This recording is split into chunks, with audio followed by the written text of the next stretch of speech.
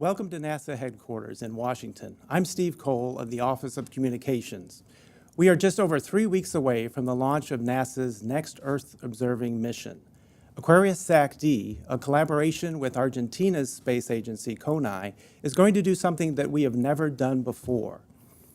NASA has studied the world's oceans from space for decades, but this will be the first mission of NASA's to study a key ingredient, missing ingredient, of our understanding of Earth's climate from space, salt.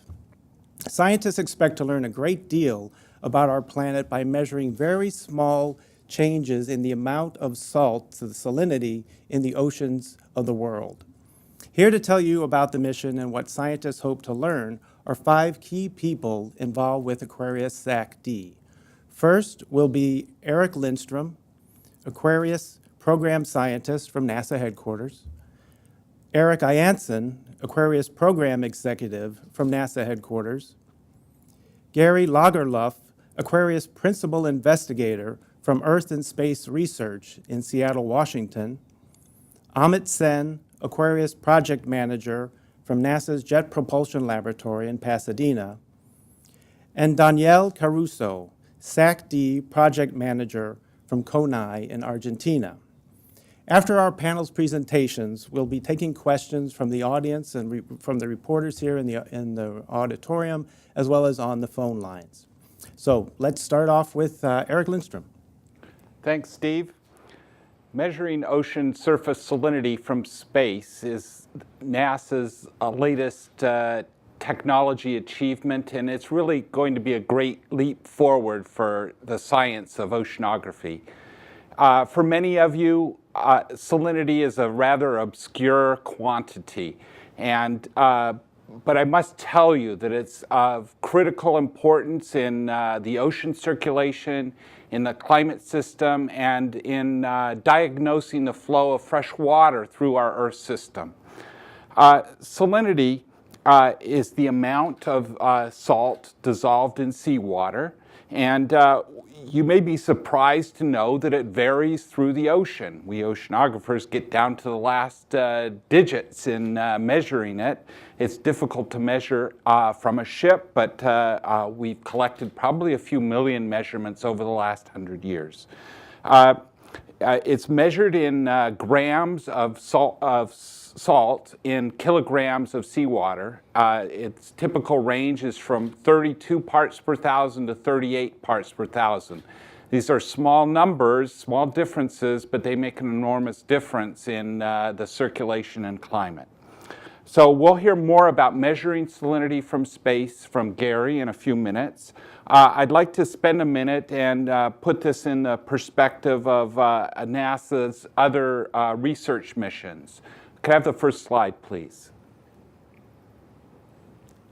So we have in the Earth Science Division 13 missions on orbit now, and about half of them measure ocean quantities. We get the sea surface temperature, ocean winds, sea level, ocean color, and the changing mass of the ocean from a number of these satellites. A key missing piece that is really in demand by the ocean science community is salinity. And together with surface temperature, salinity determines the density of the surface water of the ocean. And density variations and wind drive the ocean circulation. So this is why we want to get this missing piece. Particularly the deep waters of the ocean get their properties at the sea surface in winter. So their temperature and salinity are set for their lifetime. They get dense and sink to the bottom of the ocean and fill up the ocean basins. Collecting the data about the salinity and the temperature in winter in the Southern Ocean or in the Greenland Sea is horrible. You don't want to go do that. You would be much better to get that from space. So I'm all in favor of this. I don't want to spend any more days out in 50-foot waves. So we stand to discover a lot from the Aquarius measurements by having year-round measurements of salinity from space to add to our other measurements. Another sort of a grand problem in earth science is to understand the water cycle, evaporation from the ocean, clouds, rain, the formation of ice, the runoff from the land back into the sea. And the ocean salinity is really turns out to be a pretty useful diagnostic of the big picture in the water cycle. So let's have the next slide. And I'll show you what we know about the average ocean surface salinity here. The range on the right-hand side from 31 to 39, and the red patches are the high salinity zones that are in mid-latitudes, the middles of the subtropical gyres, we call them, and the blue patches, lower salinity in high latitudes and in the tropical rain belt, particularly noticeable across the Pacific. I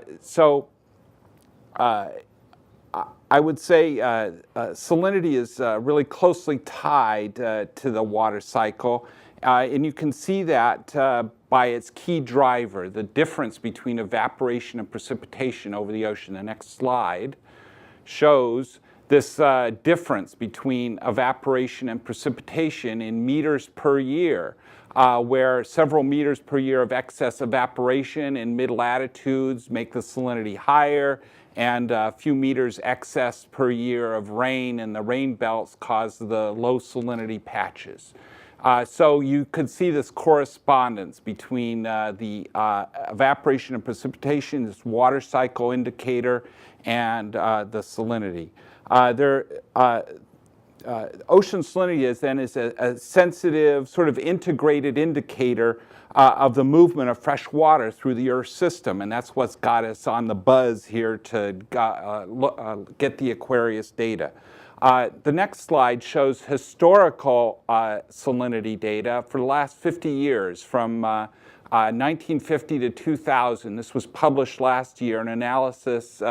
It's in tenths of parts per thousand, the trend over 50 years. Red patches, increasing salinity, blue patches, lower salinity. And you can immediately see the correspondence between the previous maps, that the salty places are getting saltier and the fresher places are getting fresher. That is, in the next slide, I'll show that more clearly with the salinity map on the top and the trend map on the bottom. Is this an indication that we have an acceleration of the planet's water cycle, that these salty places in the subtropical gyres are having more evaporation, the rain belts are having more precipitation, and the ocean is giving us this signal that looks much like its own average salinity? So I think that this really is an indicator, but there could be other explanations for this, that it could be the ocean circulation is changing, it could be that ocean mixing is changing.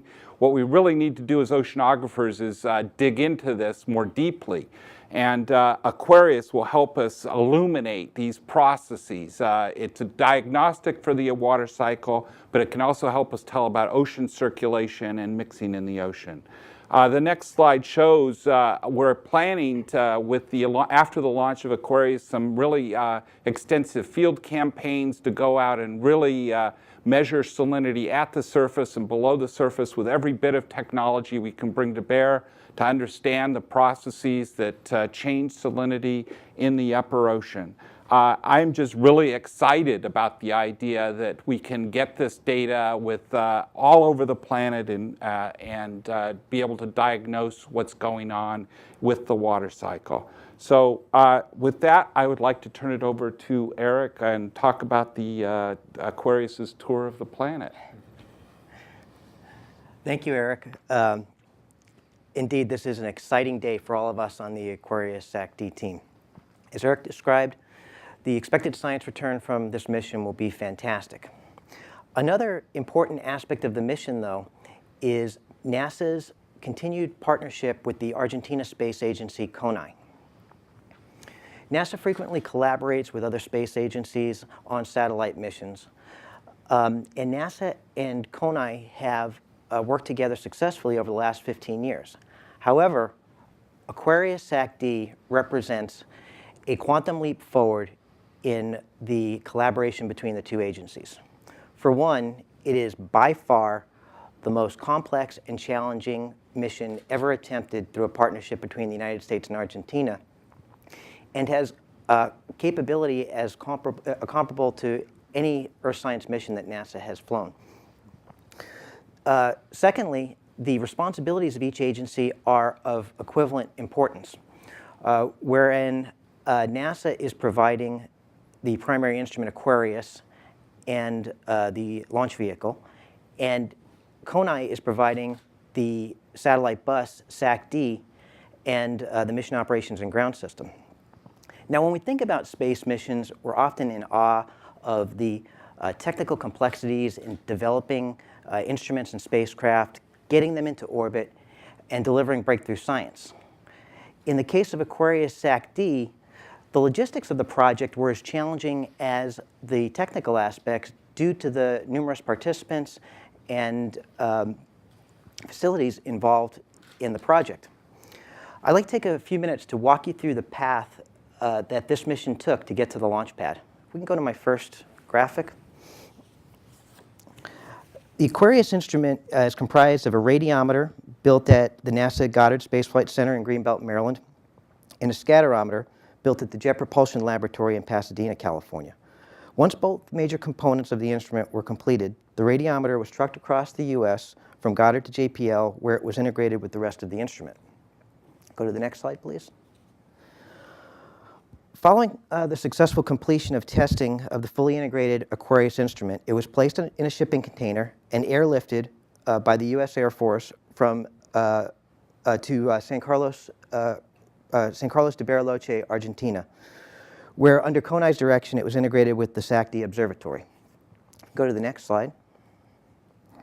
At about the same time that Aquarius was being delivered to Argentina, CONI was receiving instrument and instrument components from Canada, France, and Italy as additional science payloads to be added to the observatory.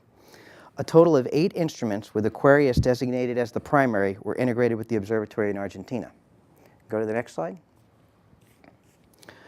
Following successful integration and functional testing of the observatory in Argentina, the observatory was airlifted, again with the help of a U.S. Air Force C-17 aircraft, to São José dos Campos, Brazil, for environmental testing. Utilizing the Brazilian Space Agency INPE's state-of-the-art facilities, Aquarius SAC-D was subjected to a battery of environmental conditions to verify its readiness for what it will see during launch and on orbit. We can go to the next slide. After all these tests were successfully completed, the observatory had a last transcontinental journey to make, this time using 2 C-17 U.S. Air Force transports from 2 different Air Force bases. The observatory and associated support equipment were airlifted from Brazil to Vandenberg Air Force Base in California, where it now awaits one last transport, and that's launch into orbit on June 9th. I'd now like to turn it back over to some of my colleagues who will talk a little bit more about Aquarius SAC-D, what it'll do, and how it will do it. Over to you, Gary. Thank you very much, Eric. As principal investigator for the Aquarius mission for NASA, oftentimes I'm speaking to people about we're flying a satellite to measure ocean salinity, and one of the first questions I get is, how do you measure ocean salinity from a satellite? So I'll attempt to explain a little bit of that to you today and describe to you how this mission is designed to make the global measurements of ocean salinity that are so important to the climate questions that Eric described earlier. So if we would just bring up my first slide here. You see here a picture of the Aquarius SAC-D observatory. The Aquarius instrument is about the left-hand third of the image that you're seeing on the screen right now. And you see a large oval-shaped, gold-covered feature there. That's the antenna reflector of the Aquarius instrument. And beneath that are 3 microwave radiometers. And the microwave radiometers are really the heart of the Aquarius instrument. And the way salinity is measured is basically like this. Microwave radiometers detect the microwave emissions off the sea surface. Those microwave emissions are modulated or changed by the variations in the electrical conductivity of seawater itself. Well, electrical conductivity is directly related to ocean salinity. So by measuring this emissivity off the sea surface, we can, through some equations, derive what the ocean salinity is. The microwave radiometers themselves are actually very sensitive radio receivers. And this equipment, in order to make the precise and accurate measurements that we need to achieve our science objectives, these microwave radiometers were built with the highest accuracy standards of any that's ever been built before for an Earth observing mission. So if we could go to the next slide, what I'd like to explain to you here is basically how this mission is designed and how we're going to collect the global samples. On the right-hand side of this image, you see in the upper right-hand corner, again, the same image of the satellite that I just showed you, and you see some colored lines extending downward, and you see 3 oval-shaped patterns on the lower part of the figure. Basically, the radiation from the Earth, from the spot on the Earth that's indicated by those different colored ellipses there, their radiation goes off the antenna reflector and into the individual radiometers. The position of the radiometers oriented with the reflector determines where the beam is located on the surface. So we have 3 beams located across what we call a swath. That swath is about 390 kilometers wide. As the satellite flies in its orbit, we trace this swath across the surface of the ocean. So if you look on the left-hand side here, you see a map of the Western Hemisphere, and you see one orbit that's colored in a darker color, and you can see the trace of those little ovals as they move across the Earth's surface. Basically, over the course of one orbit, we create a swath over the ground that's about 400 kilometers wide. And then the orbit itself is timed with the Earth's rotation. So over the period of 7 days, we actually map out the entire globe. So those light-colored lines that you see on that figure there are actually the ground tracks of the satellite itself. And that's the grid that we observe over a 7-day period. If we move on to the next image here, this is a video clip. This is an artist's rendition of what the satellite will be looking like in orbit and how it will be sampling the Earth. So you see the satellite now flying over the surface of the Earth. There's an image of the swath on the ground. You'll see it coming on here in just a second. And so as it flies along, it's basically mapping out the salinity within that swath. The satellite is actually turned on and collecting data over all surfaces of the Earth. The other thing that the satellite is carrying on board, as Eric Iansen mentioned, is a radar, the radar scatterometer, and this measures the surface winds. The surface winds are an important measurement because we use that data to correct for the effect of surface roughness on the salinity measurements. And you'll also see that the satellite is flying right at the boundary between night and day, and that's important for the design of the instrument because we want to look away from the sun. So as you see here, over the course of a couple of days, we filled in most of the gaps between the orbits, and over 7 days, we obtained a complete global map, and you see this is the rendition of salinity that we would capture every 7 days. So the final image that I'm showing you here, which you see on the screen, should be seeing on the screen right now, is based on our simulation. We have created a computer simulation to represent exactly how the Aquarius instrument will work and function and produce salinity data. And this is an example of what that simulator produces. So this is what we anticipate the satellite observations will actually be making. This has the same pattern of ocean salinity as you've seen from Eric earlier. The red patches are the higher salinities in the ocean. The blue patches are the lower salinities. The most important thing to achieve the science objectives that we've set out for this mission is that the accuracy, how accurately we can retrieve salinity. And our goal is to retrieve salinity at 0.2 parts per thousand. That's 2 parts in 10,000. 2 parts in 10,000. Now that's the equivalent concentration if you were to take a dash of salt, which is about the same as 1/8 of a teaspoon. Eric is holding up a 1/8 of a teaspoon measure. If you would take that small amount of salt and put it in a gallon of water, that's the amount of salinity change that Aquarius will be able to observe from month to month over any part of the ocean. So that concludes my remarks about the salinity measurement. Amit Sen, our project manager, is going to talk about the development of the Aquarius instrument. Thank you. Thank you, Gary. Well, I will take you through pictures and videos and images and to tell you how this complex international mission, this challenging mission is underway and going towards launch. Now, Gary explained how the instrument is, and I'm going to show you in pictures how it all started. Eric also mentioned to you about the journey, and I will show you in pictures and video how this journey took place and it came down to where we stand today at the launch site. So let's go to the next slide. The next slide talks about the concept. Now, like any scientific experiment, we have a theory. And in order for scientists to believe in that theory and move it forward, we have to run an experiment. So in about mid to late 90s, at JPL in Pasadena, where I'm from, they constructed an instrument which has a radiometer and a scatterometer, much like that was described before. And the scientists created a pool, a controlled area where they can inject salt and change the temperature to see how the instrument will perform. So once they convinced themselves that the instrument is performing adequately, they said they didn't want to stop there. They wanted to take it up on an aircraft and to see, taking that same instrument, take it up on an aircraft, going over the oceans and trying to measure if they can detect the same type of signature and measurement as they have done in the laboratory. So guess what? They did.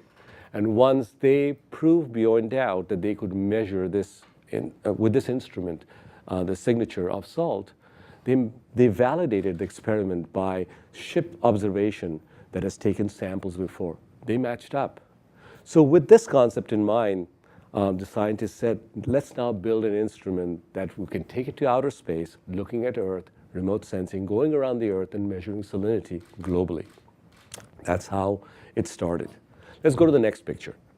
The next picture shows you the radiometer, the innards of the instrument. Now, it looks like boxes that the engineers and technicians are working at. Yes, that was laid out on a table, box by box, and with very critical measurements, the radiometer is constructed. This is the most sensitive radiometer NASA has ever built to measure salinity. It's amazing the performance of it that Gary just mentioned. We measure the precision of that 0.2 PSU, 408 miles above the Earth. So with that, the radiometer got shipped from Goddard, from Maryland, to Pasadena in California. So let's go to the next picture. The picture that you see over here is a fully constructed Aquarius instrument at JPL. At JPL, not only they took the radiometer boxes and assembled into a unit, which more looks like a piano shape, and with the 3 horns where the reflector focuses the beams from the Earth. The white is the reflector antenna that Gary mentioned earlier. Now, what you see is a configuration that is ready for shipment and for launch. Once in orbit, that reflector will be deployed and it will be focusing the beams for the energy from the Earth and reflecting it to the radiometers and the scatterometer horns. Now, what I'm going to do is, in the interest of time, over the last 3 years, what we have done from 2008 to 2011, I will take you on a time journey that will fast forward you from building the Aquarius instrument at JPL and moving it forward all the way to California. Thus, please roll the video. This is the birth of Aquarius. So the Aquarius was being built at JPL, and as you see, people are really working fast, but we don't really work that fast. It is a composition of images that you see over months taken so that you can get a view of how challenging this mission is. As you see on the left side, the instrument is being put together, it's been hoisted, now it's putting into a shipping container where it's going to get shipped all the way to Argentina, where it's going to be put on the spacecraft. Now we are in Argentina, and the equipment has arrived, making its journey. We have taken it out of the container. Now we're going to test it before we convince ourselves it's ready to put onto the spacecraft. As you see in the left side, it is being put onto the spacecraft, being functionally tested and electrically tested to convince ourselves, and moved to Brazil for environmental test. What it does at this point is to convince ourselves that the testing is complete enough to be worthy of spaceflight. We then move the equipment from Brazil to Vandenberg Air Force, where it sits today. You see the picture over here at Vandenberg Air Force Base being, the satellite being ready to be processed. Let's go to the next picture. This picture shows you the observatory being prepared by the engineers and technicians, the last fitting, the last look to make it all right to put it on top of the rocket. Let's go to the next image. This is full glory how Aquarius SAC-D stands today in Vandenberg. Now, this equipment is rather large. It's about approximately 5 meters in height or in length as it lays down on the side, and it's about 1.4 tons. That fills the entire fairing of a Delta II rocket that is going to go on. We are the only satellite inside the Delta II fairing. Once again, the configuration that you see is for launch so that it stays within the fairing that we have designated for. I will now focus you to where the rocket is. So let's go to the next page. What you see is a Delta II rocket at Space Launch Complex 2 at Vandenberg Air Force Base. This is our rocket. And what you don't see is the top of the rocket. That is where Aquarius and SAC-D will sit once it's put on. Let's go to the next picture.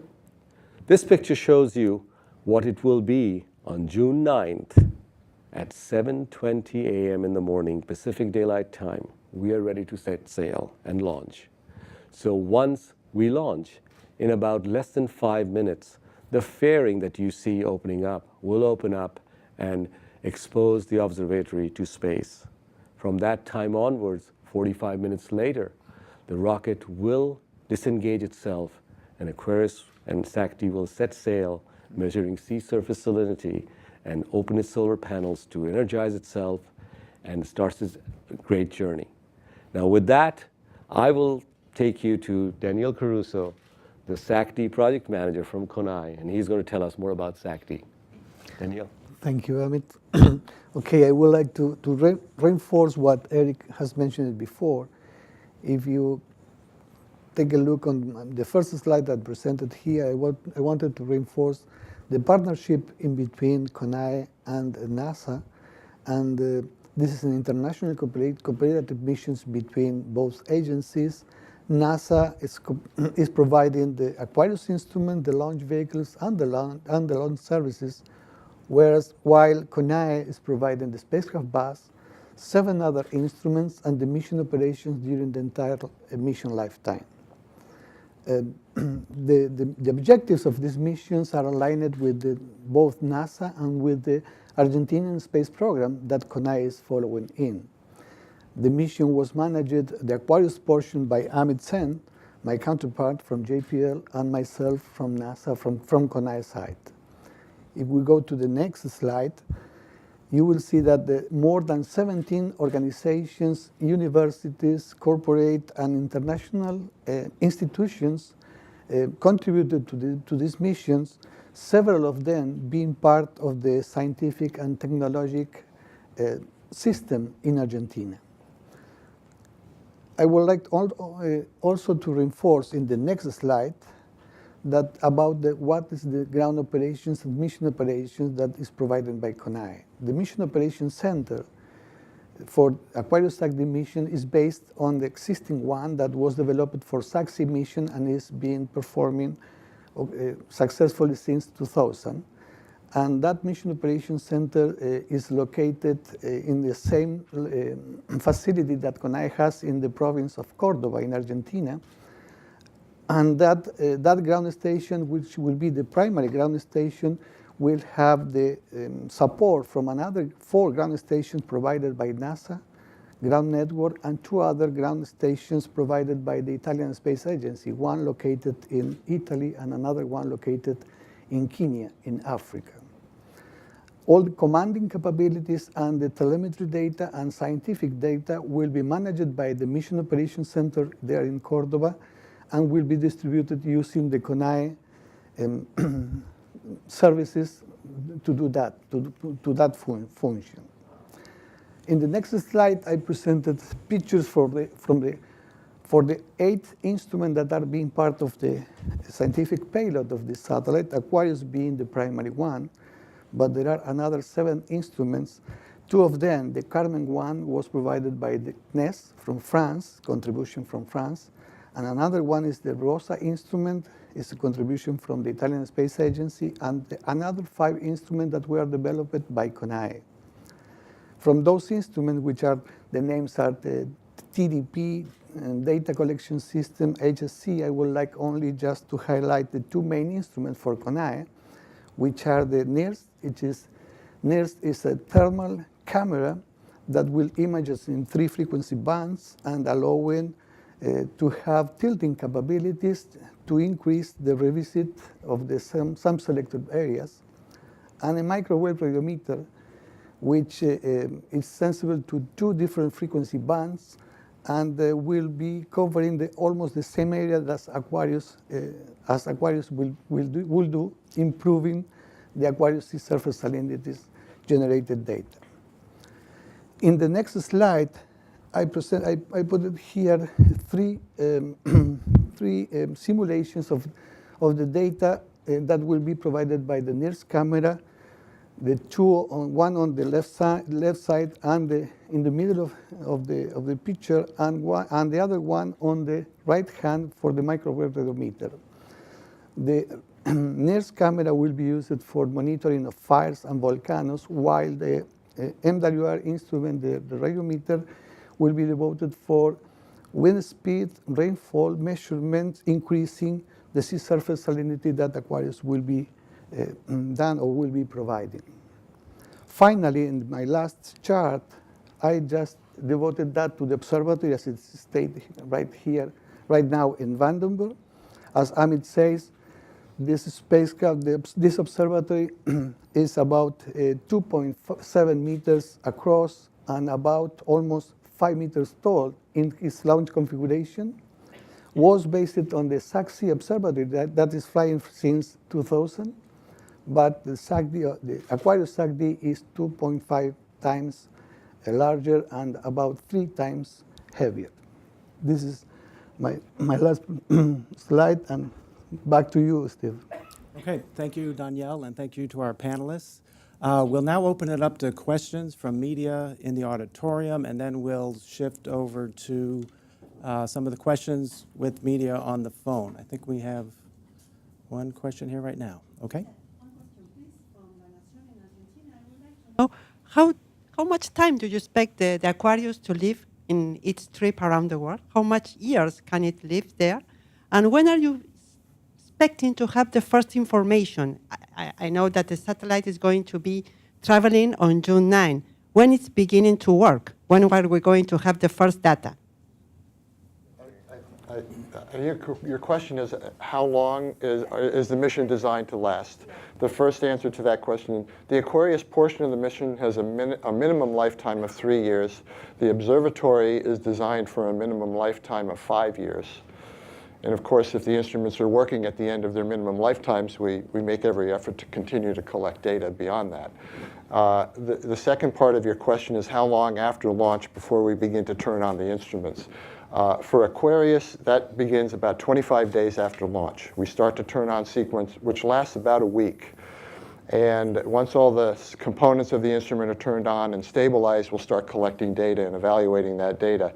The SAC-D instruments begin their turn-on sequence as soon as the Aquarius is finished. So roughly maybe another week after that, all of the SAC-D instruments will be powered up. So I would say 40 days or so after launch, everything will be completely powered up and turned on. And that data will be collected in Córdoba? Okay. Collected in Córdoba and will be distributed from Córdoba. Right. Okay. Okay, thank you. I think we have another question here in the auditorium. Hi, it's Frank Mooring with Aviation Week. I have a couple of questions. One, a science question, and that is, what are the implications of the kinds of discoveries that you expect to make in terms of the water cycle? Specifically, what does it mean if it is accelerating, and why might it be accelerating? What sorts of information, for example, could you find that would apply to climate change, global warming, that sort of thing? I'll try and give you a quick answer on that, is that if we can confirm water cycle acceleration, What this means to us in a practical way is that there's more extremes in there's more water circulating through the atmosphere, more flooding, more drought. These are the extremes of the water cycle, is generally what we picture. And what we'd like to do with Aquarius is try and confirm the speculations on how the water cycle is changing over time. We need to understand ocean processes as well as atmospheric processes there. Just to follow up, how would the data load from this instrument compare to what's already available? What's been collected in the past? Well, the amount of data collected by Aquarius is going to be comparable to something like a satellite altimeter, but maybe about 3 times more because we have 3 beams versus 1 beam. So it's comparable to other non-imaging Earth science instruments, and so it's not an excessive data load. We're going to average the data on weekly and monthly timescales and roughly 1 degree latitude, longitude grid over the Earth, and produce those maps for scientific analysis.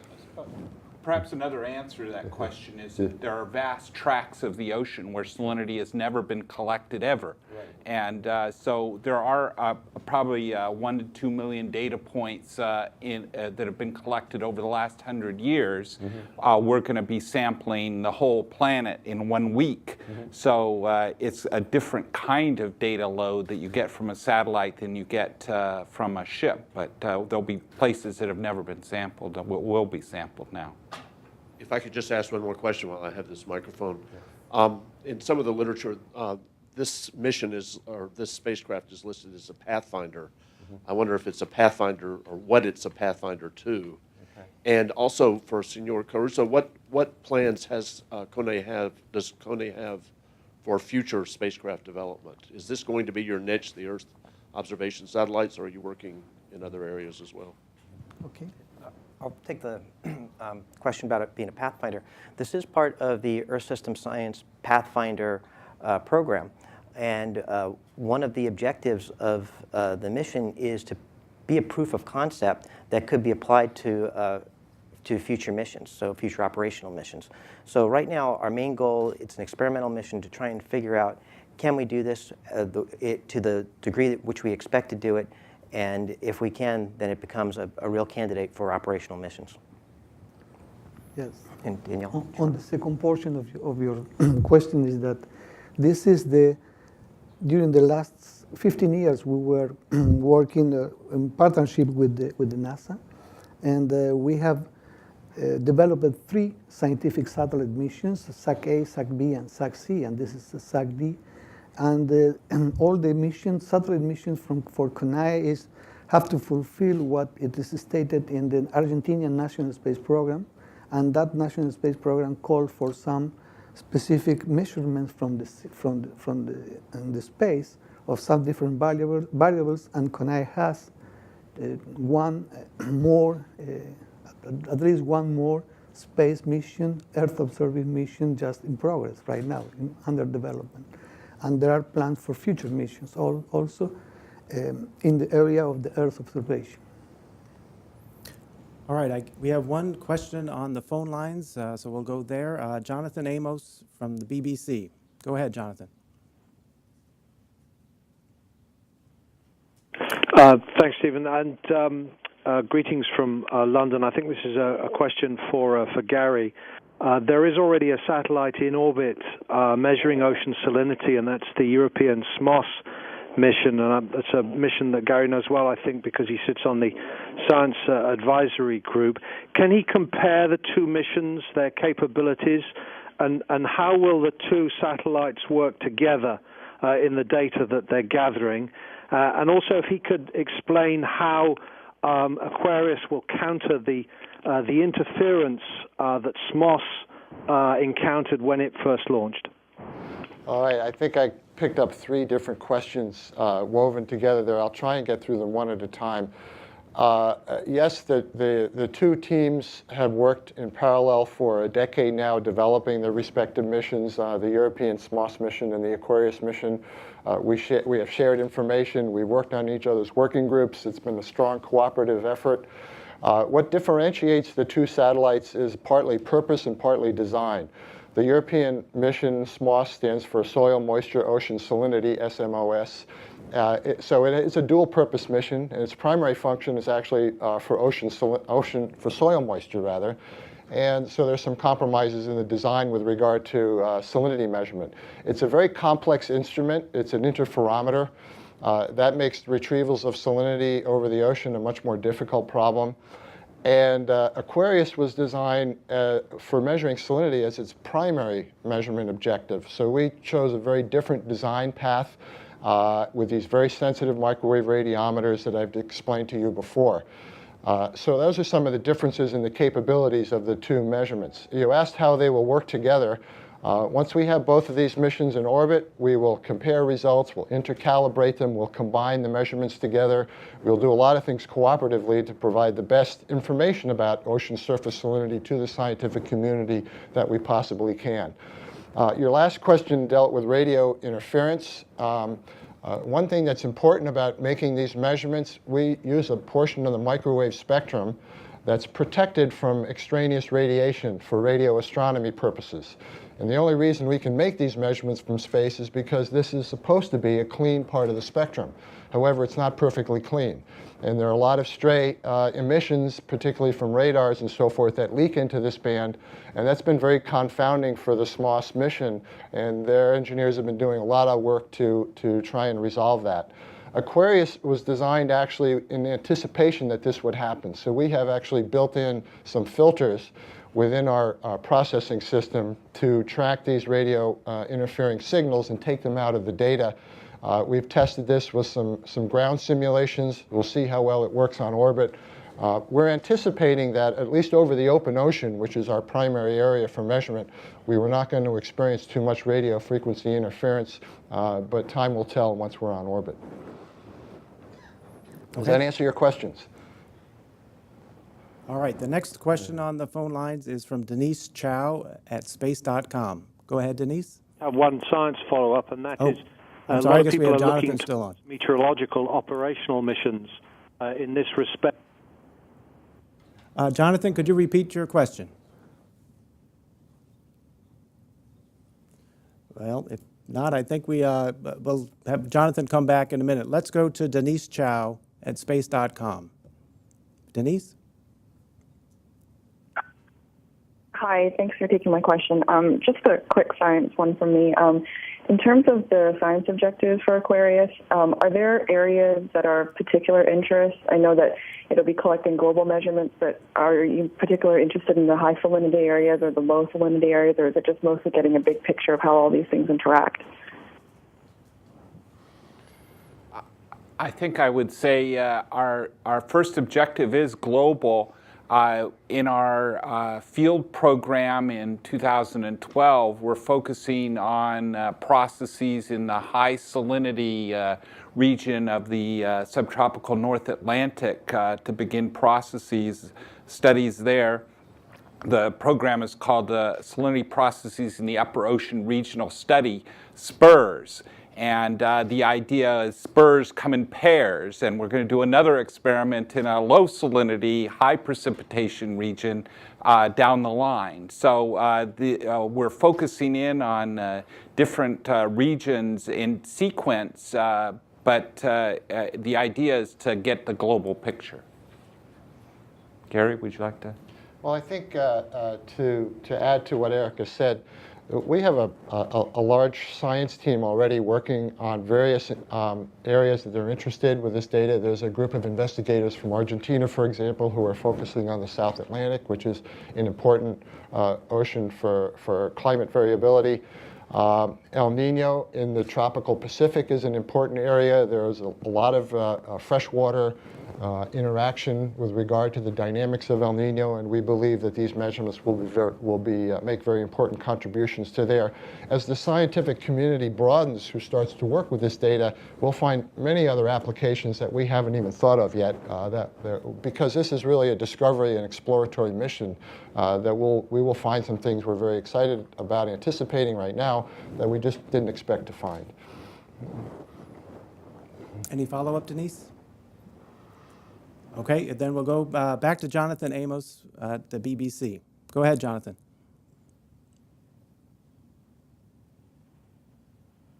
I hope, well, perhaps we lost Jonathan. Let's see if we have anybody else. Any other questions in the audience while we wait to see if anybody comes back on the phone lines? No?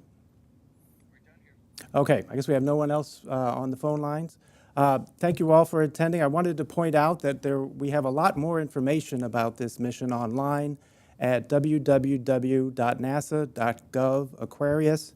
And as we move towards the June 9th launch, we'll be updating this website and posting new information updates on Twitter and Facebook all the way up to and including launch. Thank you all very much.